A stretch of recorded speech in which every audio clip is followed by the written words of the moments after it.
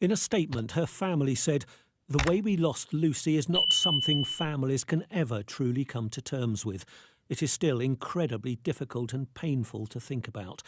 Over the past 20 years, people will have talked with family and friends. A number of people were contacted by males using a phone that was stolen, along with a vehicle used in Lucy's murder.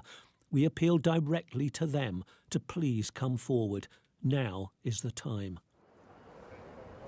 The family have had no justice. In 2007, 2 young men prosecuted for Lucy's murder had charges dropped after a judge said there was insufficient evidence against them. There remains 3 males responsible for this offence, and in terms of our investigation, we are still seeking justice for Lucy's family in relation to all 3 males involved and potentially any other persons who were involved in helping set up the murder. Police believe Paul fled to Alicante in Spain. There he hid among the vast expat community. 4 years after he vanished, I went to Spain and picked up his trail. He was here for the virtually the whole of the summer season, you know. And what was he like? What do you remember? He was quite affable, you know. He used to come in, drink, eat, whatever. And that holiday complex was in Torrevieja, where I've been. Yeah, and they did see him there.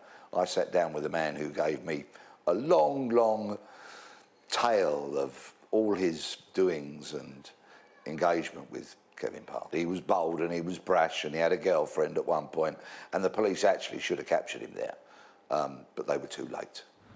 At 6 feet 5 inches tall, red-haired, with a small face scar and a Scouse accent, Parle shouldn't be difficult to spot. There have been reports of him in Australia and Dubai.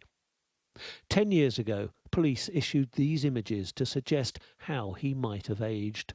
Could be one very good reason, of course, why you can't find him and why the police can't find him, and that's because he's dead.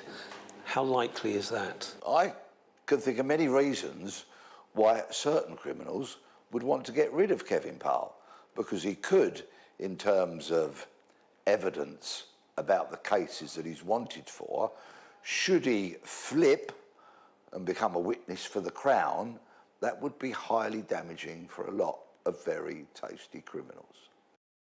Even after 20 years, there may still be someone